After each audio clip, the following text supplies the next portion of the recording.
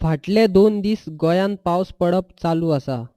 राज्य सरकार उदरगत करताना व्यवस्थित नियोजन करना म्हूण वचत थंय उदक साचलां. रस्त्यावेल्यान उदक व्हांवता. कांय जाणांच्या घरांनी उदक शिरलां.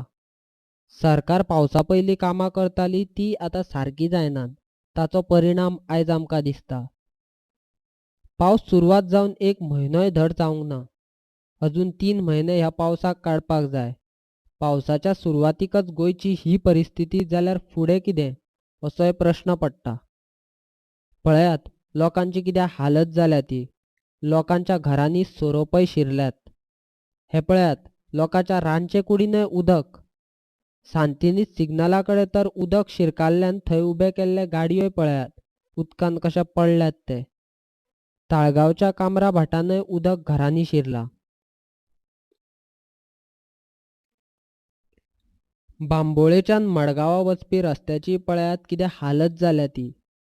रस्त्याचेर इतलें उदक भरलां की लोकांनी गाडयो उदकांतल्यान व्हरचे न्ही म्हूण सांगपा खातीर हे 2 जाण समाजकार्य करतात.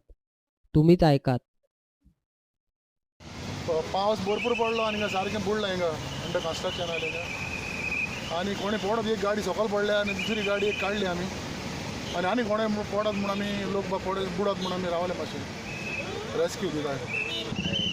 हांगा सगळें उदक भरलां आतां 5 दीस जाले आतां अशें उदक हेवी रेन पडटा आनी सगळें उदक भरून हांगा लोकांक त्रास जाता. कितले गाडयो पडला आपले गाडयो पडला गाडी बुडले आमी दखलून बी तांकां हेल्प केले.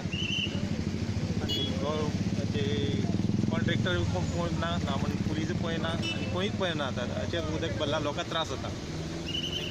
पावसामुळे इकडे भरपूर काय हाल झालेले. घरात कोणाच्या घरात पाणी शिरलेलं आहे, कोणाच्या घरात काय काय एक साप पण शिरलेले आहे घरात पावसामुळे. आणि तुम्ही इकडे बघता काय हे सगळे काहीच केलेलं नाही आहे, दुरुस्ती काहीच झालेली नाही आहे इकडे. दरवर्षाचंच हे आहे, काय नवीन नाही आहे. आता किती नुकसान झालं असेल अंदाजे काय? नुकसानचा प्रश्न म्हणजे दरवर्ष नुकसान होतं इकडे. आता नवीन काय नाही लोकांना की नुकसान होतं. कोणाचे फ्रीज जातात, कोणाचे वॉशिंग मशीन जातात, टी व्ही सगळे पाया पुरतात आणि लोक पण भरपूर असे काय नुकसान झालेले आहे आतापर्यंत. तर मेन कारण म्हणजे ते आमचं नाळा जे आहे ना क्रीक त्याचं ॲक्च्युली डेव्हलप काय होतच नाही. तर काय होतं बघ ते खाली टेम्पररी होतं त्याच पुरतेसाठी परमनंट काय उपयोगच नाही होत आलं आहे.